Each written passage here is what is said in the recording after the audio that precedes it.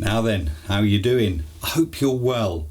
Anyone who knows me well will tell you that I'm a bit of a dinosaur when it comes to adding colours to my palette or trying new materials and painting tools. I'm generally quite set in my ways, so it's not like me to rave about a particular brand, yet here I am about to tell you about some paints that I've been trying out and have been totally blown away by. I'm talking about Jackman's Art Materials, a British company who, in my opinion, make what are probably the best watercolours I think I've ever worked with. There, I've said it. A recent visit to Wasdale in the Lake District provided me with the perfect subject to really put the paints through their paces. So let's start with a quick look at my time in Wasdale.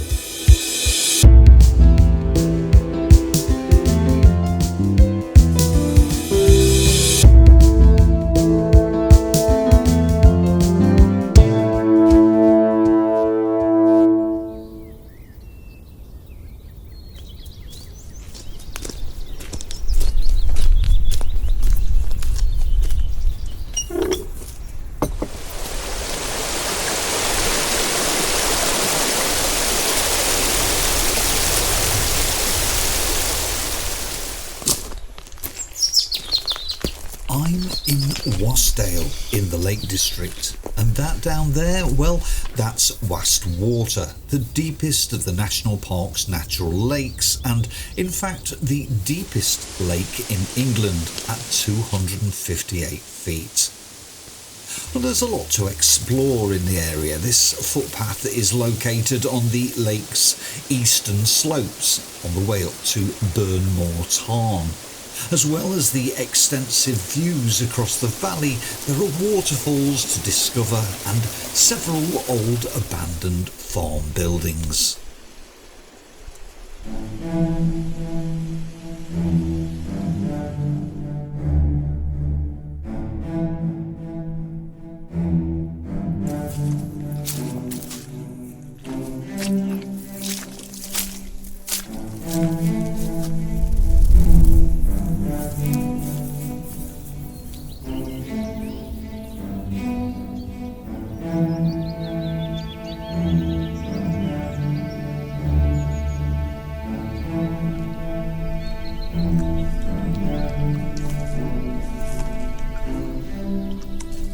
Here in the western parts of the Lake District, everything feels just that little bit wilder. The hills higher and steeper. The high peak in the distance is Scafell. Just beyond it is England's highest mountain, Scafell Pike, which weighs in at 3,209 feet above sea level. Burnmore Tarn provided us with an invigorating and satisfying first day's hike. The weather was good and the views inspirational.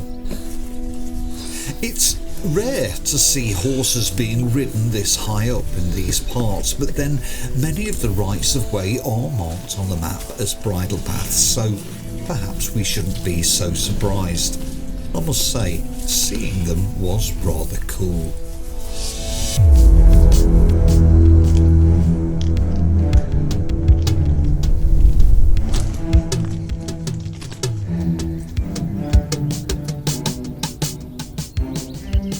Wasdale is the starting point for many of the most popular hiking routes up onto Scafell Pike.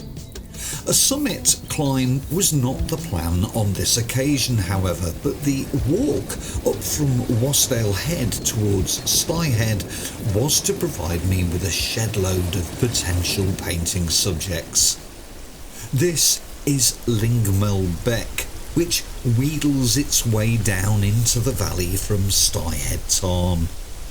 With the beck meandering and tumbling over rocks, creating spectacular waterfalls at every turn, all set against a dramatic backdrop of soaring peaks, I knew instantly that this was where we would be spending the rest of the afternoon.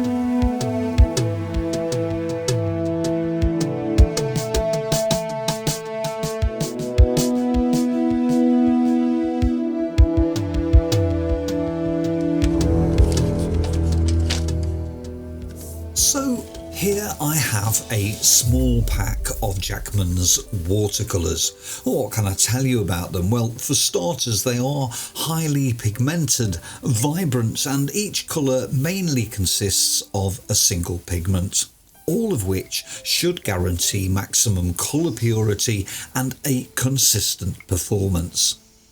Well, to my eyes, the manufacture of watercolour paints remains something of a mystery and represents a particular kind of magic. Whether a product is good or not boils down to how it fares in real-world usage. I can tell you Jackman's premium watercolour binder is made from hand-selected Kordofan gum arabic, distilled water, vegetable glycerin and a touch of preservative. No gobbledygook then, just good quality ingredients waiting to be mixed up and applied to paper. And the paper I will be using is Saunders Waterford £200 rough. It's roughly 11 inches by 7.5 in size, and I've attached it with masking tape to a board set at a gentle angle of roughly 20 to 30 degrees. Once I'm happy with my drawing, it's time to start throwing some paint at it. And I want to begin by establishing a nice warm glow in the sky by applying a wet-in-wet wash. I'm not wetting the paper all over though, instead I'm stopping at the line of foreground rocks and the point at which the receding beck tips over the edge of the waterfall.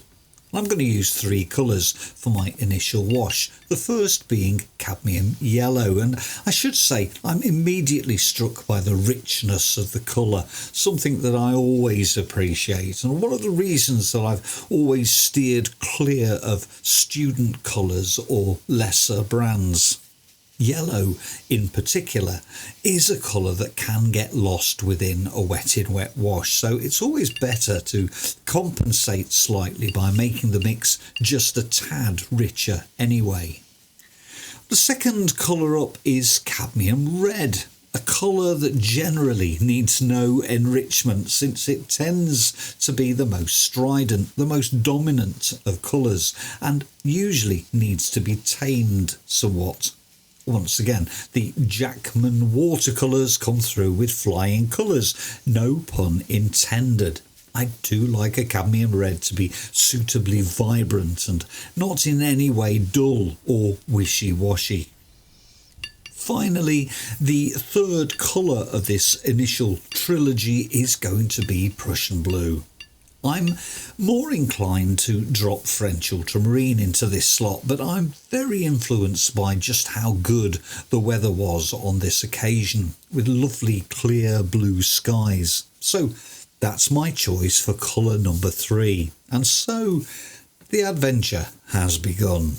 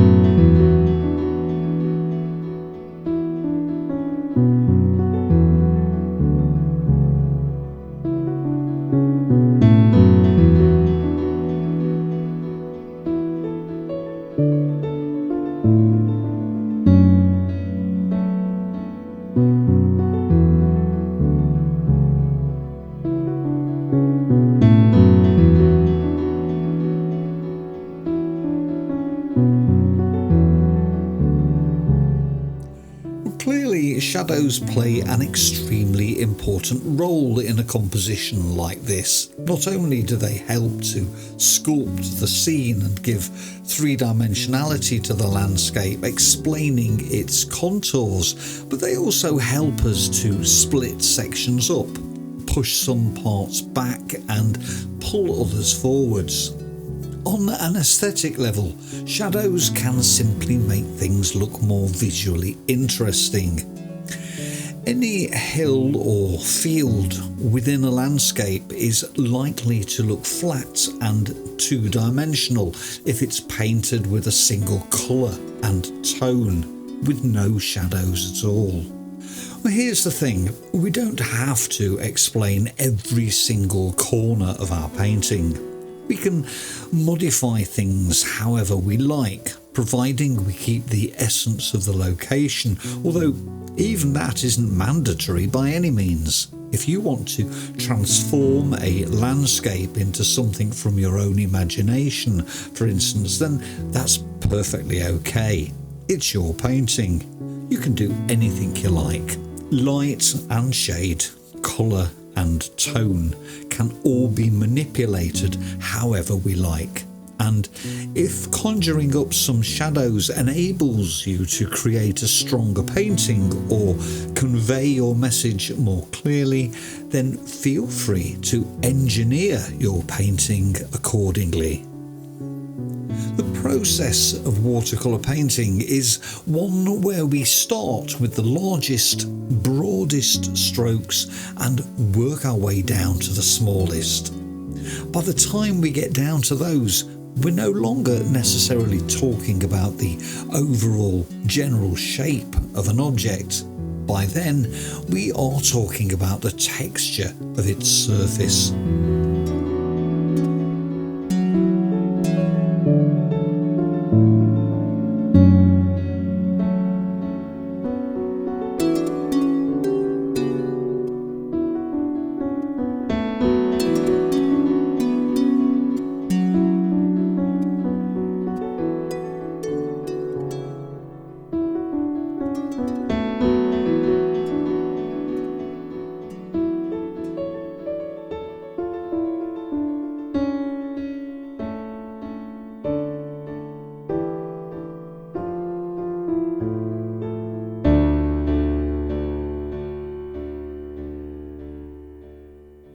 Well, I hope you enjoyed that. If you did, then please do hit the like button. I just want to give another quick shout out to Jackman's Art Materials and recommend you take a look at their watercolours, which are available in both tubes and pans. Not only are they of exceedingly high quality and consistent, but they're also decently priced. I won't break the bank.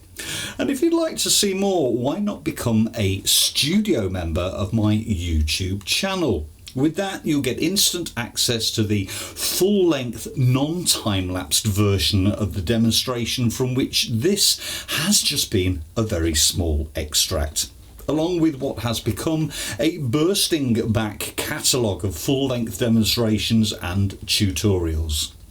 Oh, to subscribe, just hit that join button. I should add that there are other sign-up options also available, such as my online tuition service. If you're interested, you'll find full details in the video description below.